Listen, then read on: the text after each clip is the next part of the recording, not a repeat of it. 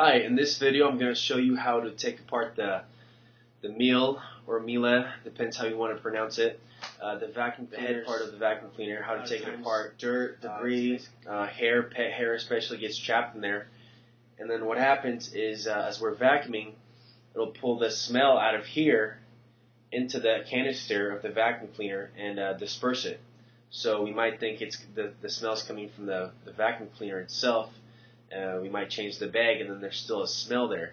Well, it's actually from here, from the, so we're going to take from where the dirt gets trapped and clean it out.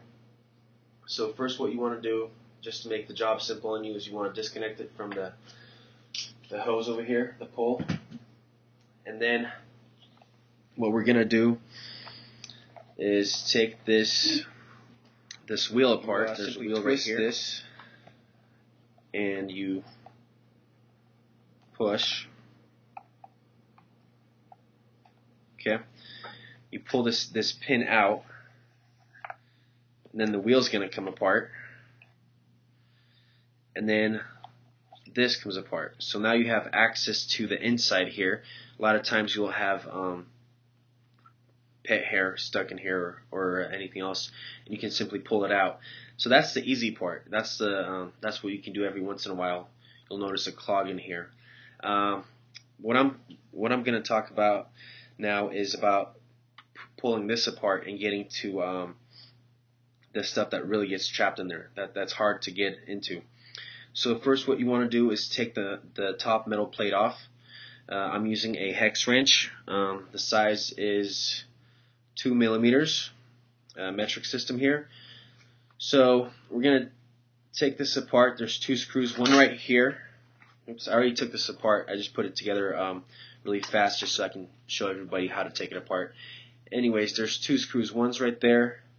One's right there. So you unscrew these 2.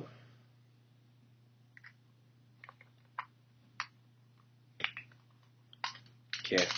Once that is done, what you want to do, it's still not going to come apart. What you want to do then is you have to remove these red strips.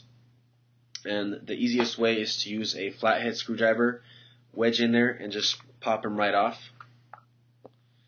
And what's going to happen is after you pop them off, pet hair usually, right here, masking the 2 other screws. So even though you get these 2 screws off, it's still not going to come out, and then these are sometimes masked over. So you want to clean this off, and there's going to be one spot right there.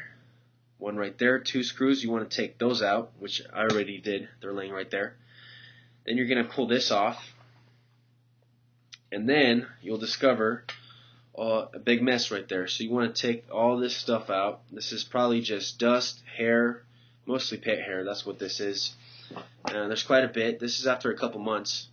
So if you have pets, you might want to do this every 6 months to the vacuum cleaner's head. And then just pull it right out. Take the dust out. And what else you might want to do is after you clean this out and take everything out, you might want to just take this to the tub and or under the sink. Just run some water through here just to really clean it out. After you do that, what you can do is simply put everything back the way it came from in reverse direction. Put the springs back in first. Put the first metal plate on with the brush on the outside. And then what you want to do before you put the top plate on top of the bottom plate here is you want to make sure to put this 2 springs back. They just sit right here on these two little poles. So on top of that goes the top plate, like so.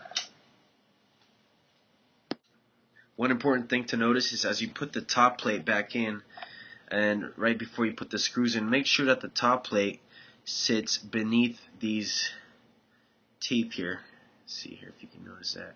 Little teeth here, and what I want to make sure is that I'm below them instead of being on top of them and covering them. I want to be right under them. So if I push this up, I'm pushing right against them. You put the 2 screws right there. Then you would put the 2 red strips back on. They just snap right in. and then you would put the final 2 screws, 1, 2. Put the last wheel, put the wheel back in with the pin, or actually, you need this part first. Put the wheel in.